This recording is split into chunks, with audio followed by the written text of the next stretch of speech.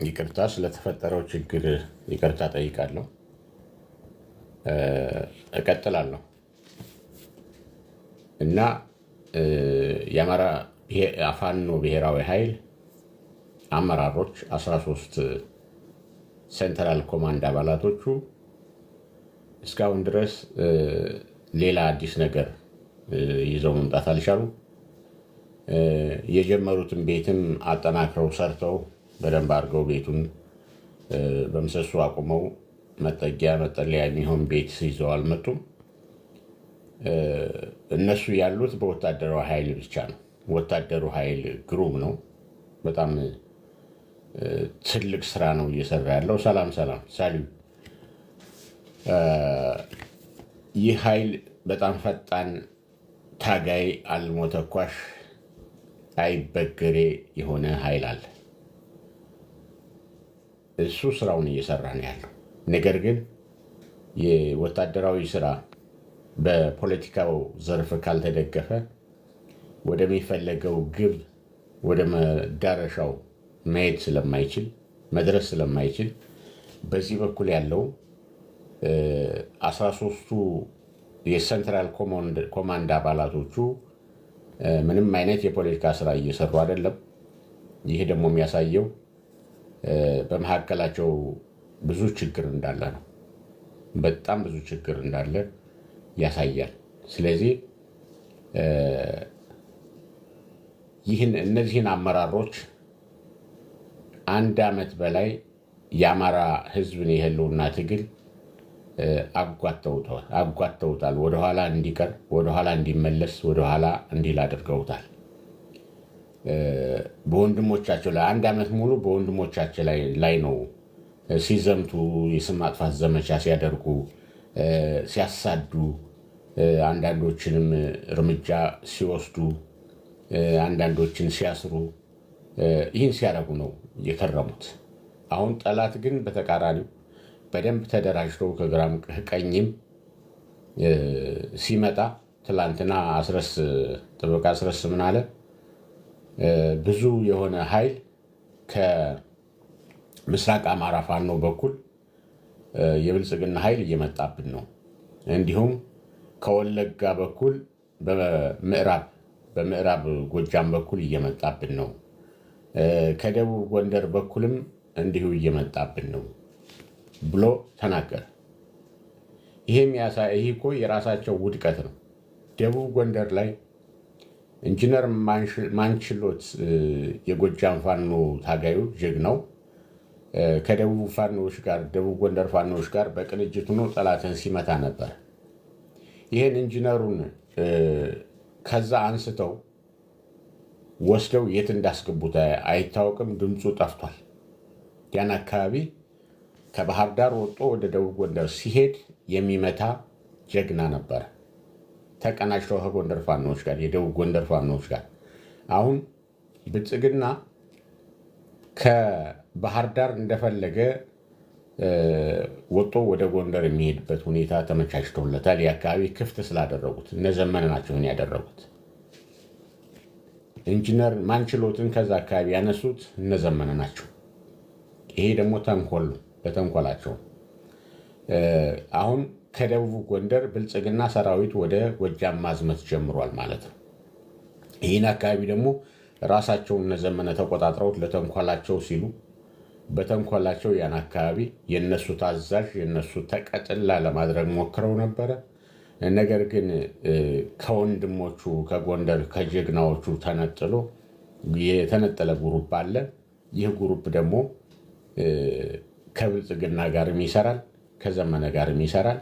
አካባቢው የሌባ መፈንጫ ሆኗል። ስለዚህ ጠላት በዛ እየመጣብን ነው ብሎ ጮኸ። ይሄ የስራችሁ ውጤት ነው። የስራችሁ ውጤት ነው። አሁን አዲስ አበባ 4 ኪሎ በምትገቡበት ጊዜ ቅርቃር ውስጥ የገባችሁት በራሳችሁ የተሳሳተ አካሄድ ነው። ደግሞ 1 ዓመት በሙሉ ምንም አይነት የፖለቲካ ስራ ሳሰሩ ከርማችሁ አሁንም እየሰራችሁ አይደለም።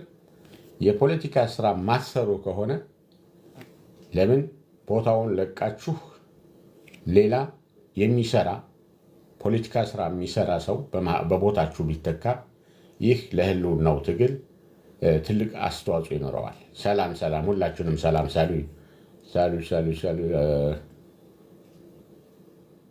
መስልኩ እና ቦታውን እባካችሁን ለቃችሁ ለሚሰራ ሰው ስጡ። እንደኔ እነዚህ 13 ሴንትራል ኮማንድ አባላት ሁሉም የስልጣን ጥመኞች ስለሆኑ አንዱ ለአንዱ ስልጣኑን አሳልፎ መስጠት ስለማይችል ወይም አንዱ ከሌላው በታች ሆኖ መታዘዝ ስለማይችል እስከ መቼውም ቢሆን አንድ ሆነው አንድ መሪ ይመርጣሉ ብዬ አላምንም። ዘመነ ካሴን ራስ የሚል ስም ሰጣችሁት። ይሄ እዚህ ላይ ነው ስህተታችሁ። ራስ ምሬ ወዳጆን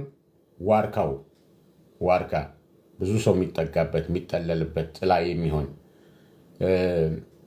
የፍትህ ሰዎች በድሮ ዘመን ከስሩ ቁጭ ብለው ፍርድን ብይን የሚሰጡበት ዋርካው አላችሁት። ከፍ አድርጋችሁ ቁጭ አድርጋችሁት። አሁን እንዴት ብሎ ዝቅ ይበልላችሁ? ራስ ነኝ እኔ እንዴት ብዬ እመራለሁ እንጂ እንዴት እመራለሁ የሚል ሆነ ደግሞ ዘመነ ካሴ። ይሄ ነው ችግሩ። ስልጣን በቃ ከላይ ሁኜ እመራለሁ እንጂ አልመራም የሚል። እኛ የምንፈልገው ደግሞ የአማራ ህዝብ የህልውና ትግልን በአጭር ጊዜ የአማራ ህዝብ መከራውንን ሳይበዛ በአጭር ጊዜ መቀልበስ እንዲቻል ሁሉም የአማራ ፋኖ ሰራዊቱ በአንድ ሴንትራል ኮማንድ ሆኖ በጋራ ሆኖ እንዲዘምት በጋራ ሆኖ እንዲታገል ግቡን በአጭር ጊዜ ውስጥ እንዲመታ ይሄን ነው የምንፈልገው። ስለዚህ እነዚህ አመራሮች ምን ይመስሉኛል መሰላችሁ? የአፋብኃ አመራሮች ድንቡልቡል ነገር ሆነው ይታዩኛል። ድንቡልቡል ምንም ነገር ድንቡልቡል ነገር ወይም ኳስን ብትወስዱ ሌላም ነገር ድንቡልቡል የሆነ ነገር ብትወስዱ ድንጋይ መካብ አይቻልም፣ ለካብ አያመችም። በምንም አይነት ከሌላው ድንጋይ ጋር ተነባብሮ አንድ ካብ መስራት አይቻልም በሱ። እንደገና ደግሞ ብትጥሉት ወደ ቀኝ አይሄድም፣ ወደ ግራ አይሄድም። የሚሄደው ወደ ታች ነው፣ ወደ ቁልቁል ነው። ወደ ላይ ፈጽሞ የማይታሰብ ነው። ወደ ታች ወደ ቁልቁል ነው የሚሄደው። ወደ ቁልቁል ለመውረድ የሚገፋው ማያስፈልገው እየተንከባለለ እየወረደ ይሄዳል። ይሄን ነው እየሆኑ ያሉት። የዛሬ ዓመት አካባቢ የነበራቸው ደረጃና ዛሬ ያሉበት ደረጃ በፍጹም አይገናኝም። እነሱ ያሉት በታጋዩ ኃይል ብቻ ነው። ታጋዩ ኃይል በጣም በሚገርም ሁኔታ ስራውን እየሰራ ይገኛል። ይህንን ታዲያ ታጋይ ቆራጥ የሆነ ታጋይ በፖለቲካው ዘርፍ ደግፎ ወደፊት መራመድ ካልተቻለ በጣም አስቸጋሪ ነው የሚሆነው። ስለዚህ ሰራዊቱ የአማራ ፋኖ የታችኛው አመራር በሙሉ መክሮ እነዚህን የፖለቲካ ስራ መስራት ያቃታቸውን አመራሮች፣ አንድ መሆን ያቃታቸውን አመራሮች ልቀቁልን፣ ውረዱልን ማለት መቻል አለበት። እንደኔ ሁሉም አንድ ሆነው ያቋቋሙት ድርጅት አለ፣ ህዝባዊ ድርጅት የሚባል የአማራ ህዝባዊ ድርጅት። ይህንን ድርጅት ያቋቋሙት ሁሉም በወቅቱ የነበሩ 9 የሚሆኑ የአማራ አደረጃጀቶች ናቸው። ስራ አስፈጻሚዎችን መርጠው ህግና ደንቡን አርቀው መተዳደሪያ ደንባቸውን ሁሉን ነገር ጨርሰው ወደ ምርጫ እስኪሄዱ ድረስ ሁሉም የተስማሙበት ነው። ችግሩ የተፈጠረው የምርጫው ውጤትን በመቀበልና ባለመቀበል ላይ ነው። እነ ዘመነ ከላይ ሆነው ድርጅቱን የመምራት ፍላጎት ስለነበራቸው የምርጫውን ውጤት አንቀበልም ብለው ረግጠው ወጣው። ከዛን ቀን ጀምረው በጠላትነት በወንድሞቻቸው ላይ ዘመቻ ጠሩ። በጣም የሚገርመው ደግሞ ይህ ድርጅት የአማራ ህዝባዊ ድርጅት ከዓለም አቀፉ የቴክኒክ ኮሚቴ አባላት ጋር ውይይት ባደረገበት ጊዜ ጦርነት አወጁ። ጦርነት በወንድሞቻቸው ላይ ጦርነት አወጁ። የሚገርመው በወለጋ ላይ የሚንቀሳቀስ ቢዛሞ የወለጋ ቢዛሞ ፋኖ ይባላል። እሱ ሳይቀር 5 ሁነው ተሰባስቦ ጦርነት በወንድሞቻቸው ላይ ሲያውጁ የአማራን ህዝብም ተነስ ከኛ ጋር ቁም፣ ይሄ እነ እስክንድር ወይም እነ ሙሀቤ እነ ኮሎኔል ሙሀቤ ከብልጽግና ጋር እየተደራደሩ ነው የሚል ፕሮፓጋንዳ ሲናገሩ ነበር። እና ያ ሁሉ በውሸት ነበር እንደዚህ ሲሆን የነበረው። ድርጅቱ ግን ህዝባዊ ድርጅቱ የፖለቲካ ስራ ይሰራል፣ ወታደራዊ ስራ ይሰራል፣ ማኒፌስቶውን አሳውቋል። በትክክለኛ መንገድ ያለ ነው። ስለዚህ የአማራ ፋኖ አጠቃላይ ታች ያለው ታጋዩ ዋጋ እየከፈለ ያለው ይህን ድርጅት ቢቀላቀል ደስታውን አልችለውም። ለምሳሌ ሸዋ ላይ የአማራ ፋኖ የሸዋ ጠቅላይ ግዛት እዝ በሻለቃ መከታው ማሙ የሚመራው መንግስት ነው ማለት ይቻላል። መንግስት ነው። አሁን በደንብ እየመራ ይገኛል። ቀበሌዎችን፣ ወረዳዎችን ከ200 በላይ ቀበሌዎችና ወረዳዎችን ተቆጣጥሮ ከብልጽግና እንዳይገባ ብልጽግና ገብቶ እንዳያጠቃ እየመከተ ጠብቆ አስተማማኝ ደህንነት፣ ሌባ የለም፣ በየቦታው እያገተ የሚዘርፍ የለም፣ ብር አምጡ የሚል የለም። ጸጥታው አስተማማኝ የሆነ ቀጠና እያስተዳደረ የትምህርት ስርዓቱ መንግስታዊ ስርዓቱ አጠቃላይ መንግስታዊ ስርዓትን ዘርግቶ እያስተዳደረ ይገኛል። ይህን ለብዙዎች ትምህርት የሚሰጥ ነገር ታዲያ እያየን እየሰማን ዝም ማለት አንችልም። ይህን ኃይል መደገፍ መቀላቀል አስፈላጊ ነው። ሸዋ ላይ ያላችሁ የሸዋ ፋኖዎች በሌላኛው በኩል ያላችሁት የሸዋ ፋኖ ሌላ እዝ አለ።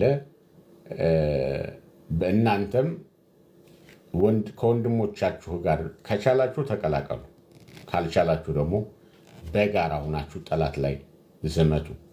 ልክ ጎንደር ላይ እየተደረገ እንዳለው ጎንደር ላይ የጎንደር ጠቅላይ ግዛት እዝ እና የህዝባዊ ድርጅት አካል የሆነው እና የአማራ ፋኖ አንድነት በጎንደር አካል የሆነው ጎንደር የበጋሻው ክፍለ ጦር በጋራ ሆነው ጠላት ላይ ተአምር እየሰሩ ይገኛሉ። ጠላት ላይ አፈሙዛቸውን ጠላት ላይ አድርገው በጋራ ትልቅ ጀብዱን እየፈጸሙ ይገኛሉ። በፍጹም የአስተሳሰብ ልዩነት ጠላትን ከመውጋት ጠላትን ከመታገል አያግድም፣ በፍጹም አያግድም።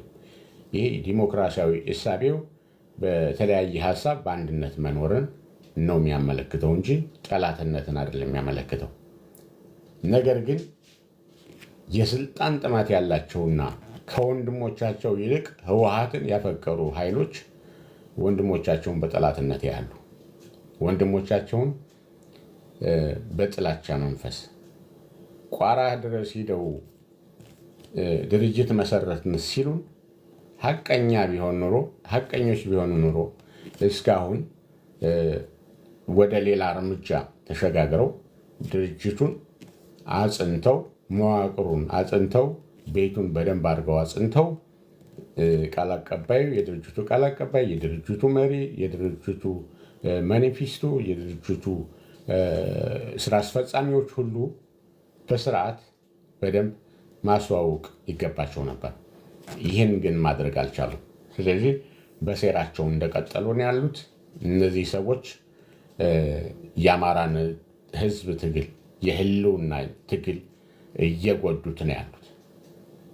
ከዚህ በላይ ጉዳት ሳያመጡ ባጭሩ ኃይል ሊባሉ ይገባል።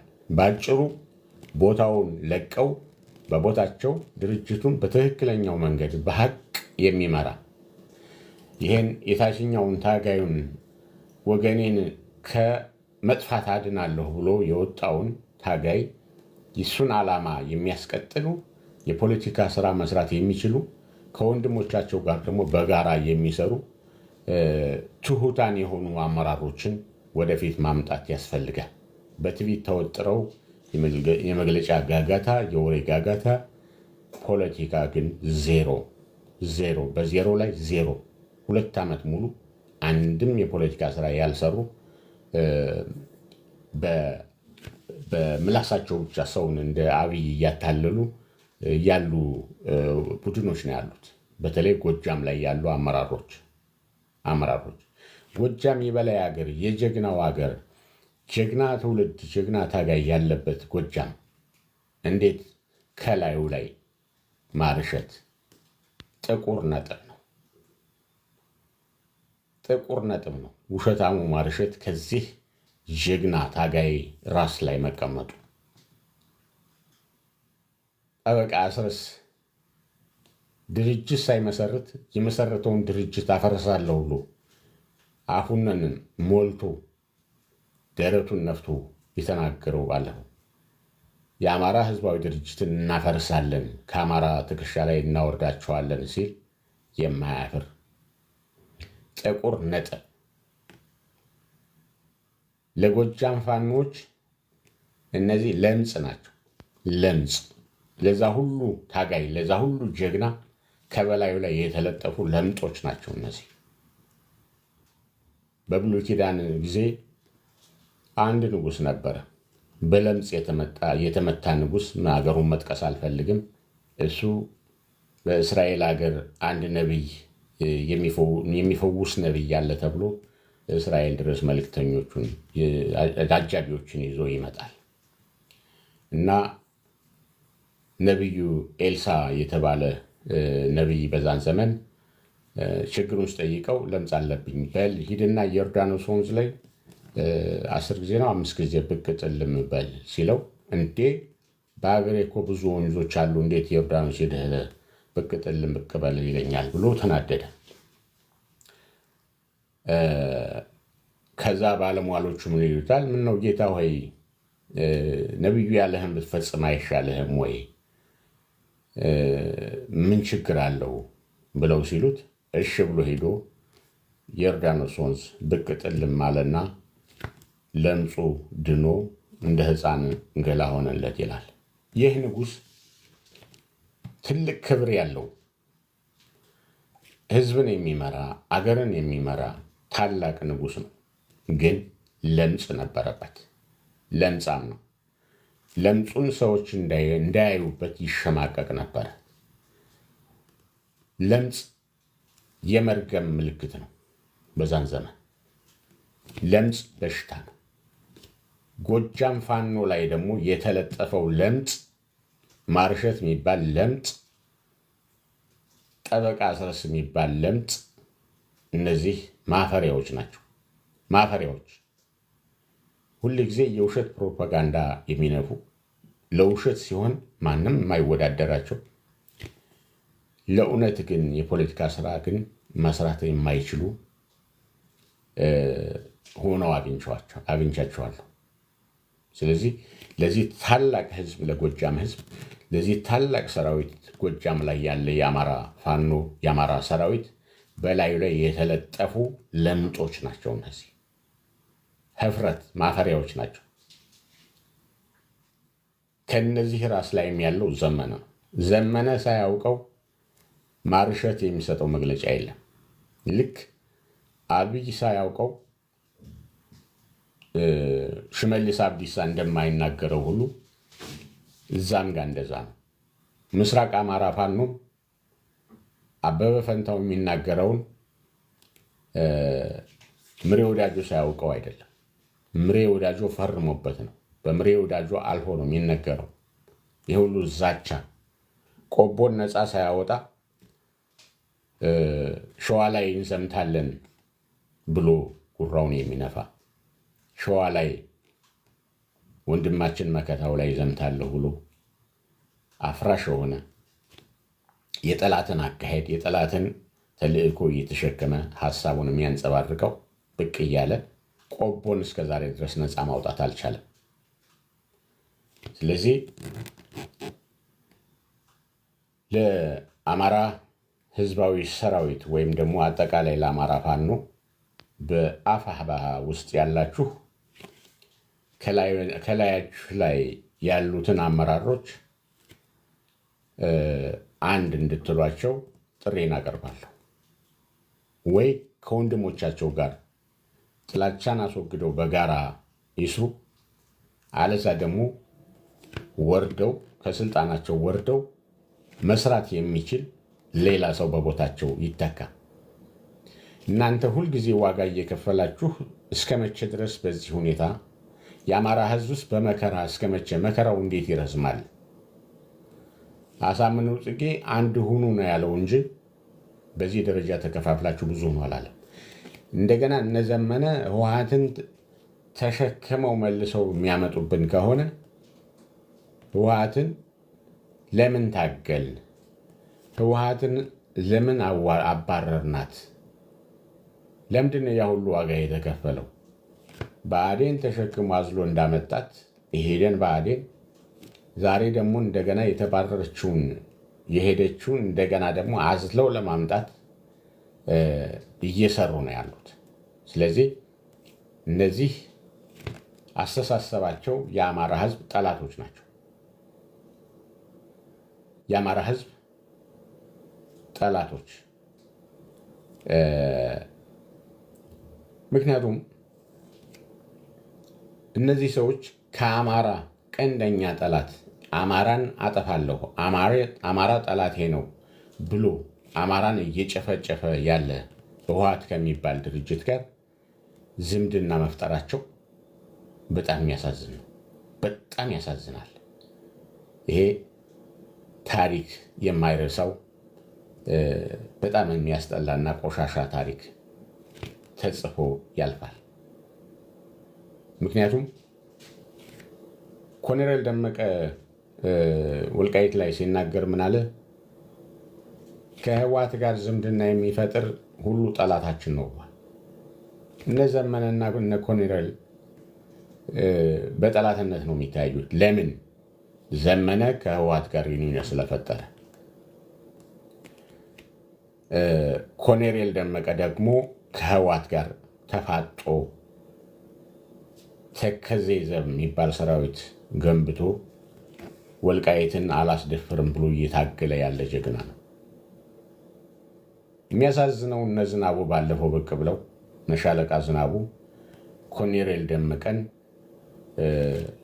የወልቃይትን ጉዳይ የገቢ ምንጭ አድርጎታል፣ እየነገደ ነው ብሎ ሲናገር ሰማሁት። ከአንተ አይጠበቅም ሻለቃ ዝናቡ፣ ነውር እኮ ነው። እሱ የገነባውን ሰራዊት ያስታጠቀውን መሳሪያ አይተህ ቅን ፍርድ መፍረድ፣ ቅን አነጋገር መናገር ሲገባ እንዲህ አይነት የስንፍና ቃላቶችን መናገርህ በጣም አሳዝኖኛል።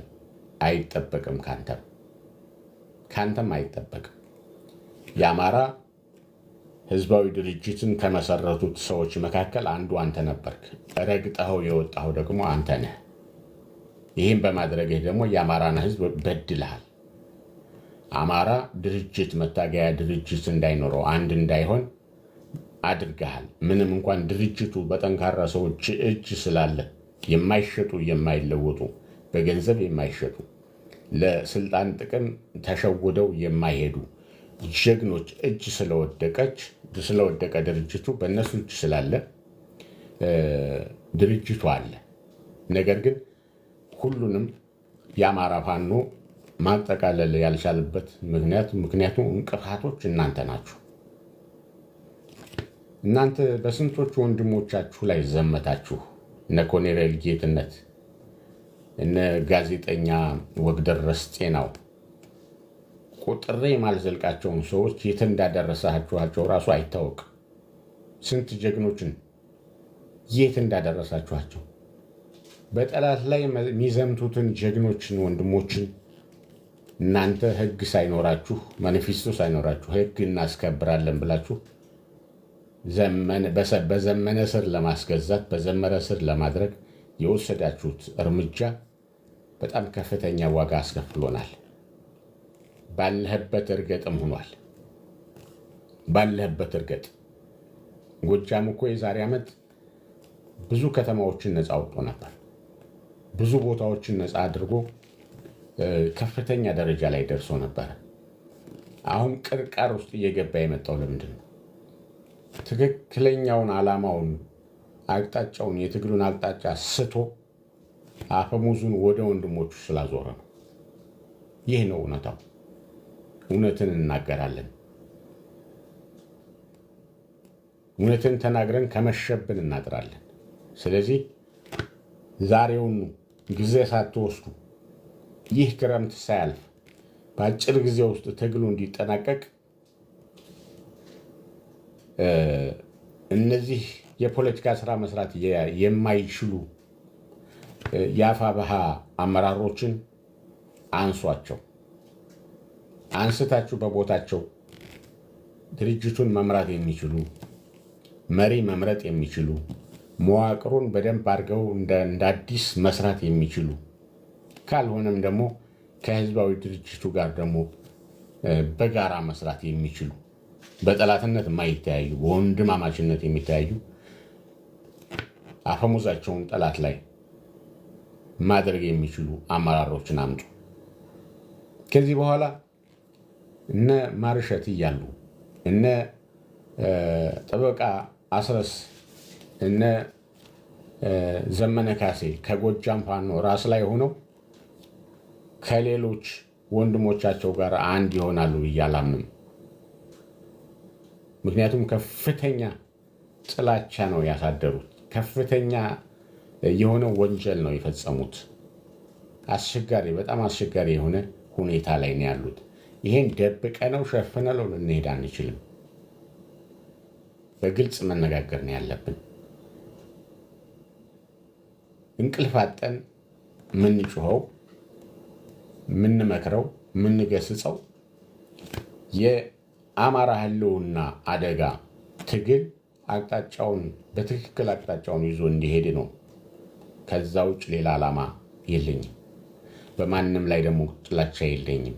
ነገር ግን ለዚህ ትግል መሰናክል የሆኑ ብዙ ወንድሞቻችን ያጣንበትን፣ ብዙ አባቶችን ያጣንበትን፣ ብዙ እህቶችን እናቶችን ያጣንበትን ትግል ዋጋ አልባ የሚያደርጉ አመራሮችን ማንሳት የግድ ነው።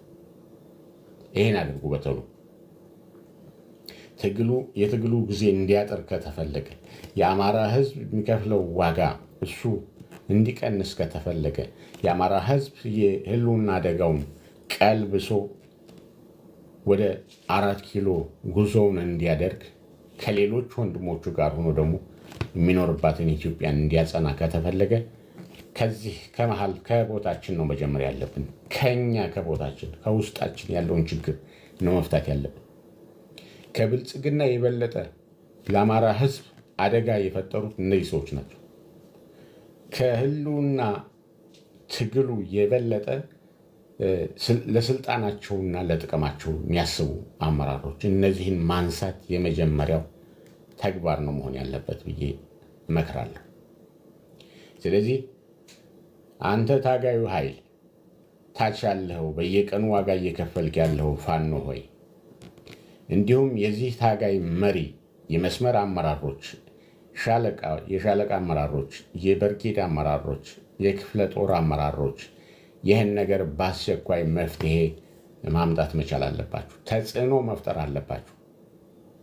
ለምንድን ነው ፋኖ እንደ አብይ ሰራዊት ዝም ብሎ የሚዋጋው? ከበላዩ ላይ ለምጽ ተሸክሞ ይሄን ለምጽ ተነስ፣ ተወገድ፣ አንተ ትክክል እየመራህን አይደለም፣ ከወንድሞቻችን ጋር እያራራቅከን እንጂ እያቀራረብከን አይደለም፣ ከወንድሞቻችን ጋር ለወጣንለት ዓላማ በጋራ ሆነን እንድንዋጋ አልፈቀድክልንም፣ እንዲያውም እንድንወጋ ወንድሞቻችን እንድንወጋ ትእዛዝ እየሰጠህን ነው። ስለዚህ ከላያችን ላይ ውረድ ብሎ መጠየቅ አልቻለም። ልክ እኮ አብይ የሚልከውም ሰራዊት እንደዚህ ነው። አብይ ለምንድን ነው ህዝብ ላይ የምንዘምተው? ለምንድን ነው የምንሞተው ብሎ እኮ አይጠይቅም። ዝም ብሎ እሳት ውስጥ ነው የሚገባው። እናንተም እንደዛ መሆን የለባችሁም። ለዘመነ ብላችሁ መሞት የለባችሁም። እንዲሁም ለምሬ ወዳጁ ብላችሁ መሞት የለባችሁም። እንዲሁም ኮማንደር ሳሚ ባለድል የሚሉት አለ። አሁን በቅርቡ እነ ዘመነ የጠለፉት ብዙ ምንጠብቅበት የነበረው ሰውዬ ከሱ ብዙ ነገር ታላቅ ነገር እንጠብቅ ነበረ። ግን ተጠለፈ። ምን ያደርጋል? ተጠለፈና ከወንድሞቹ ጋር በጠላትነት የሚተያይ ሆኗል። በተለይ ከጎንደር ወንድሞቹ ከጎንደር ፋኖዎች ጋር። ይህ ደግሞ የነዘመነ ተንኮልና ሴራ ነው። ከባህር ዳር እስከ መቀሌ ብሎም እስከ ሱዳን ድረስ የተዘረጋ መረብ አለ። በዚህ መረብ አማካኝነት ነው ሀቀኛ መሪዎቻችን እየተገደሉ ያሉት። ስለዚህ ጥሪ ማደርግላችሁ የአማራ ፋኖች በሙሉ በጋራ ሁናችሁ ጠላት ላይ ከመዝመት የሚከለክላችሁን አመራር ልቀቅልን በሉት። ከአማራ ህዝባዊ ድርጅት ውስጥ ካሉ ሰራዊት ጋር ሁናችሁ ጠላትን እንዳትዋጉ የሚያደርግ አመራር ልቀቅልን በሉት። ዛሬውኑ ሂደን ከአማራ ህዝባዊ ድርጅት ጋር ከጎንደር ጠቅላይ ግዛት እዝ ፋኖች ጋር በጋራ ሁነን ጠላት ላይ እንዘምታለን በሉ። ዘመን አይሆንም ካላችሁ ወረድልን በሉት። ይሄ ነው መሆን ያለበት። በጋራ መዝመት አለበት። ጠላት ከምስራቅ አማራ ተነስቶ እያግተለተለ ታጣቂውን ወደ ጎጃም ይዞ ሲመጣ ያ ሁሉ መንገድ እንዴት በሰላም ሊያልፍ ይቻላል? በጋራ በአንድነት በጠላት ላይ መዝመት ቢቻል ኑሮ መንገድ ሁሉ እንደ ኔትወርክ ተቆራርጦ ማለፍ አይችልም ነበር። ይተባበር ነበር። ኢንፎርሜሽን መለዋወጥ አለ። አንተ በዛ በኩል መንገድ ዝጋና በለው፣ እኔ በዚህ ሁኜ ደግሞ መውጫ ሳጣዋለሁ ነው እንጂ እንደዛ ነው። ተባብረህ በጋራ ሆነ በጋራ ቀጠናዊ ትስስርን ፈጥራችሁ ነው መታገል ያለባችሁ። ይህን ቀጠናዊ ትስስር እንዳታደርጉ እያረጉ ያሉ አመራሮች ማለት ይቅርታ፣ እነዚህ የጠላት ተልእኮ ያላቸው የብአዴን ተልእኮ፣ የህወሓት ተልእኮ፣ የብልጽግና ተልእኮ ያላቸው አመራሮች ናቸው። ስለዚህ ቀጠናዊ ትስስሩን ለማጠንከር የጎጃም ፋኖች ከጎንደር ፋኖች ህዝባዊ ድርጅትም ሆነ ሌላም ሆነ በወንድማማችነት በጋራ መዝመት። ይሄንን የሚከለክል አመራር ካለ ከላያችን ውረድ። ዓላማችን እኛ በጋራ ሁነን አንድ ሁነን ጠላት ላይ መዝመት ነው። የአማራን የህልውና ትግል መታገል ነው። ይህንን አደጋውን ከቀለበስን በኋላ ያን ጊዜ ስልጣን ላይ የሚወጣውን ከዛ በኋላ እነጋገራለን። ከዛ በኋላ ምርጫ ይደረጋል። ከዛ በኋላ ውይይቱ ይጀመራል። አሁን የስልጣን ሽኩቻ የምንገባበት ጊዜ አይደለም። አሁን ትግል ላይ ነን። የፖለቲካ ስራ መስራት አለብን። ከዛ የተነሳ እኮ ነው ለዓለም አቀፉ ማህበረሰብ ፋኖ ለስልጣን ነው ትግል የሚያደርገው ወደ ማለት ድምዳሜ ሄደው። ፋኖ እየታገለ ያለው የወጣለት ዓላማ አማራ የህልውና አደጋ ተጋርጦበታል ነበረ። ነገር ግን ከነዚህ የስልጣን ጥመኞች አመራሮች የተነሳ ወደ ምን ተሄዷል? ለስልጣን ነው የሚዋጋው የሚለው የብልጽግናን አስተሳሰብ ዓለም አቀፉ ማህበረሰብ አምኖ ተቀብሎታል። ይህ በጣም ትልቅ ችግር ነው። ለምን? ድርጅቱን ረግጠው ሲወጡ ያኔ ነገር ሁሉ ተበላሽቷል። አሁን አቋማቸው ሁሉ ተቀይሯል። እንደ በፊቱ አይደለም። የሚያወሩት ወሬ ሁሉ ለምሳሌ ባለፈው መግለጫ ሲሰጡ የሰማኋቸው ድርድርን በተመለከተ ለኤርሚ ማቴንጋ በሰጡት መልስ ድርድርን በተመለከተ እንደራደራለን ብለው ባወጡት መግለጫ የአማራ ሕዝብ ላይ የዘር ጭፍጨፋ የፈጸሙትን ወደ ፍርድ እንዲቀርቡ የሚል ጥያቄ አልጠየቁ። እንዲሁም የአማራ የህልውና አደጋን ማስወገድ የሚችሉበትን መንገድ የሁሉን አደጋ የፈጠሩ ሰዎች እና አብይን ጨምሮ እነሱ ደግሞ ለፍርድ እንዲቀርቡ የሚል ጥያቄ ሳይሆን ያቀረበው ክልሉን ለእኛ እንዲሰጠን ነው ያሉት። ልክ የብአዴንን ቦታ ተክተው ሌላ ብአዴኖች የአማራ ክልልን እነሱ ተረክበው ማስተዳደር አንድ መች ሆኑ እርስ በርሳቸው ይገጥማሉ። አሁንም እንዳየ ነው ባለፈው በወንድሞቻቸው ላይ ጦርነት እንደከፈቱት ክልሉን እንኩ ቢላቸው እኮ አሁን ብልጽግና እርስ በርሳቸው እኮ ለስልጣን እንደገና ሊገጥሙ ነው። ይሄ የማይቀር ነው። አማራ ሆይ ስማ፣ ተጠንቀቅ። ክልሉን አሁን ብልጽግና ሊሰጣቸውም ይችላል። በአንድም በሌላም ተገዶ ሳይወድ ተገዶ ሌላ አማራጭ ሲያጣ አሁን ሰራዊቱ እያለቀበት ስለሆነ በዚህም ደረጃ መቀጠል ስለማይችል እየጨረሰ ነው። ሰራዊቱን ጨርሷል። አሁን አዳዲስ ሰልጣኞችን ነው በግዴታ ያሰለጠናቸውን እያመጣ ያለው። እነሱም ያልቃሉ። መጨረሻ ላይ ክልሉን ጥዬ እወጣለሁ ማለቱ አይቀርም። ክልሉን ጥሎ ሲወጣ ደግሞ ለተንኮል ነው። ፋኖ እርስ በርሱ ይገጥማል። ተስፋ ያደርጋሉ ይሄንን። ስለዚህ ይህ እንዳይሆን ካሁኑ ፋኖዎች አንድ መሆን መቻል አለባችሁ። አንድ ካልሆናችሁ በስተቀር አመራሮችን አስገድዳችሁ ይሄ አንድነቱ እንዲመጣ ካላስደረጋችሁ በስተቀር እነዚህ አመራሮቻችሁ ለስልጣን ሲሉ እንደገና ሌላ ጦርነት ውስጥ ያስገቧችኋል። ይህን አስቀድሜ ማስጠንቀቅ እፈልጋለሁ። እነ ዘመነ ከምንም ነገር ወደኋላ አይሉ። ከምንም ነገር ዝመት ይሉሃል። በማን ላይ? በወንድምህ ላይ፣ በሸዋ ወንድሞችህ ላይ፣ በወሎ ባሉ ወንድሞች፣ ጎንደር ባሉ ወንድሞች ላይ የእነሱን ስልጣን ለማስከበር እና አባጠቅል ሁሉን ጠቅልለው ራሳቸው ከላይ ሆነው የሚመሩት ክልሉ እኛ ነን የምንመራው ብለው ይሄን እንደሚያደርጉ ከወዲሁ የታወቀ ነው እና ከወዲሁ ለዚህ ነገር መዘጋጀት ብልጽግና የመጨረሻ አማራጭ ብሎ የሚወስደው አሁን የመጨረሻ ጎርፍ የሚል ዘመቻ ጀምሯል። ይሄ ጎርፉም ተጥለቅልቆ ራሱን ይዞት ይሄዳል። ራሱን ይዞት የሚሄደው ይጠፋል፣ ሰምጦ ይቀራል። የገባው አይወጣም። ያው በዚህ በፊት እንዳየነው ነው። ባህር ኃይል አስገባ፣ ሰምጦ ቀረ። ኮማንዶ አስገባ፣ ሪፐብሊካን ጋርድ አስገባ። ሁሉም እየገባ ሰምጦ ነው ያለቀው። ፔርሙዳ ባህር ነው አማራ ክልል የሚባለው። ለብልጽግና ታጣቂ ኃይል አብይ ስልጣን ጠባቂ ፔርሙዳ ባህር ነው። አሁንም የገባው አይወጣም፣ ያልቃል። ግን መቋጫው ላይ ጨዋታውን መጫወት ያለብን መቋጫው ላይ ነው። ልክ ይሄ ሰራዊት ሲያልቅበት ተስፋ ሲቆርጥ አብይ ደግሞ የመጨረሻ ለትንሽ ጊዜ ደግሞ እስትንፋስ ለማግኘት ምንድን ነው የሚያደርገው?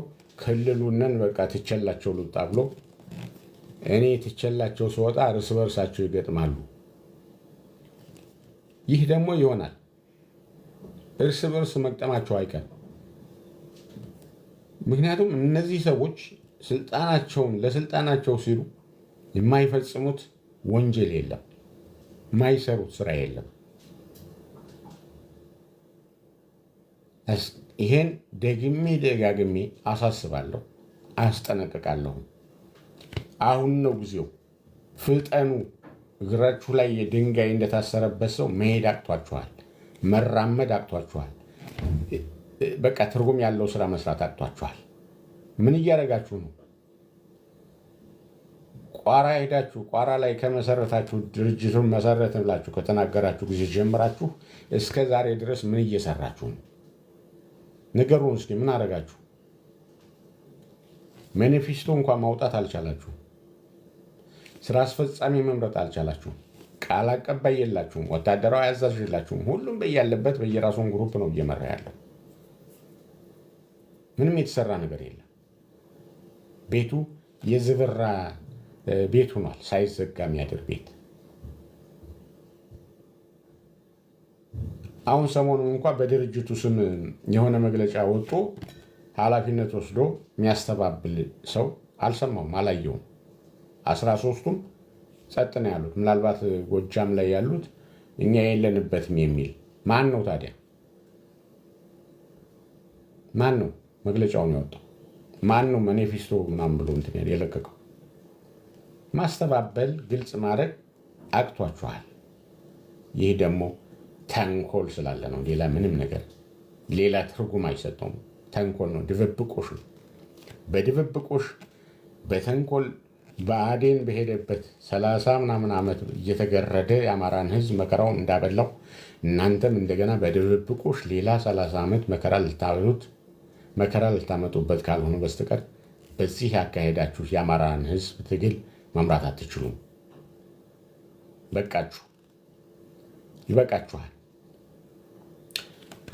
በቃ ፋኖ ተቀላቀል፣ ህዝባዊ ድርጅቱን ተቀላቀል። ሌላኛው አማራጭ አመራሮችህን ቀይር። በተሻለ ወንድሞቻቸውን በሚወዱ ከህወሓት ይልቅ ኮሎኔል ሙሀቤን የሚወድ ከህወሓት ይልቅ መከታውን የሚወድ ከህወሓት ይልቅ የጎንደር ጠቅላይ ግዛት እዝ ያሉ አመራሮችን የሚወድ ከህወሓት ይልቅ እስክንድር ነጋን ታላቁ እስክንድርን የሚወድ መሪ ምረጡ። ያኔ ትግሉ ውጤታማ ይሆናል። ሁሉም በያለበት ኔትወርክ ሰርቶ ጠላትን ይመታል። ከምስራቅ አማራ ጎጃም ድረስ ሲመጣ የብልጽግና ሰራዊት ሰተት ብሎ ሲመጣ ማንም ሰው ሀይ ያለው የለም። ይህ በጣም ያሳዝናል። ከደቡብ ጎንደር ሲመጣ ወደ ጎጃም ሀይ የሚል አልነበረም። ይህም በጣም ያሳዝናል። ታያላችሁ፣ ቤተሰብ ታያላችሁ። ይህ ነገር በአስቸኳይ መፍትሄ ማግኘት አለበት። ለዛሬው ይህን ብያለሁ። ሁልጊዜ ከመናገር ወደኋላ አልልም። በተረጋጋ መንፈስ እያየሁ እየተከታተልኩ ስህተቶችን በነቂስ እያወጣሁ ለህዝብ አቀርባለሁ። ከዛ ህዝብ ደግሞ የራሱን አስተያየት የራሱን እርምጃ ይወስዳል። ከዚህ ውጭ የምናደርገው ነገር የለም። ሀሳብ ነው ሸር ማድረግ የሚቻለው። በዚህ በማህበራዊ ሚዲያ ሀሳብ ነው ሸር ማድረግ የምንችለው። እንዲሁም ነገሮችን ሰፋ አድርገን በማየት በማብራራት በመተንተን ለማስረዳት እንሞክራለን። ይህን ነው እያደረግኩ ያለሁት። ስለዚህ ባለፈው ስለ ምሁራን ተናግሬ ነበረ።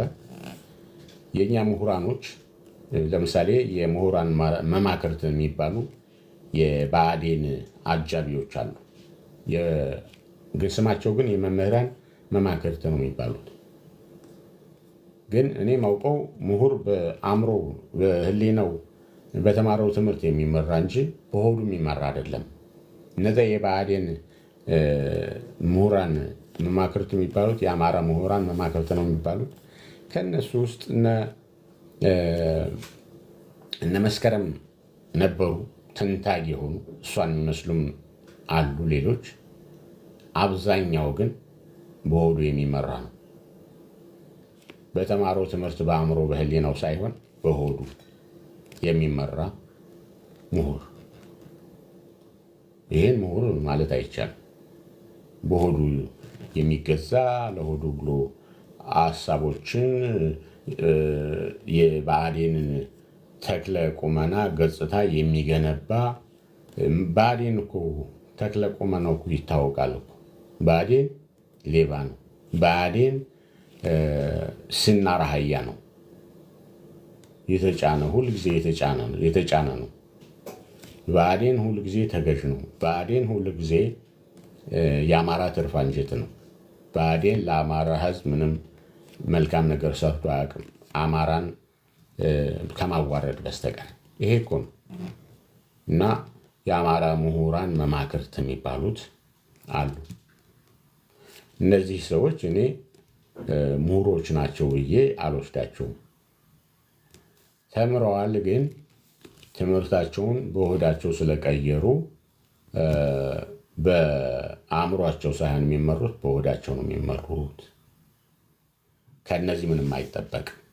የብአዴን አጃቢዎች ነበሩ እድሜ ልካቸውን። ዛሬም ጸጥ ብለው ነው ያሉት። ጸጥ፣ ምንም ትንፋሻቸው አይሰማም።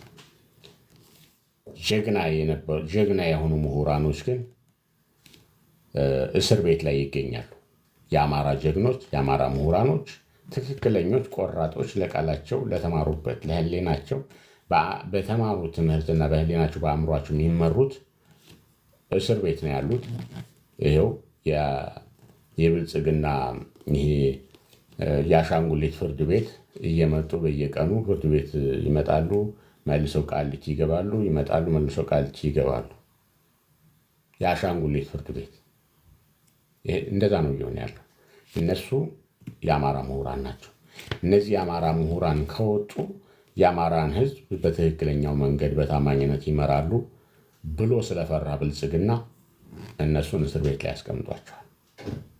ሆዳሞችን ግን ነፃነታቸውን ሰጥቷቸዋል። እና ምሁራን ትልቅ አስተዋጽኦ ማድረግ ሲችሉ ለህዝባቸው፣ ለወገናቸው፣ ለሀገራቸው፣ ነገር ግን ለሆዳቸው ሲሉ ሁሉን ነገር ግፍ አድርገው ትተው ሆዳቸውን እየሞሉ ይኖራሉ ማለት ነው። አብዛኛዎቹ እንደዛ ናቸው። ስለዚህ አሁንም በሀቀኛ የአማራ ታጋዮች፣ ለአማራ ህዝብ ተቆርቋሪዎች፣ ለኢትዮጵያ ተቆርቋሪዎች በእነሱ የአማራ ትግል መመራት መቻል አለበት። እነሱን ፈልፍሎ ማውጣት። በፋኖ ውስጥ እኮ አሉታች ስንት ምሁር እኮ አለ ትግል ውስጥ ያለ፣ ግን አመራር ላይ የተቀመጠው ሌላ ነው። ይሄን አስተካክሉ። ለዛሬው በዚህ ጨርሻለሁ። ስላዳመጣችሁኝ አመሰግናለሁ። ለብዙዎች እንዲደርስ ደግሞ ሼር ብታደርጉት ጥሩ ነው። አመሰግናለሁ። ደህና ደሩ። ቻው።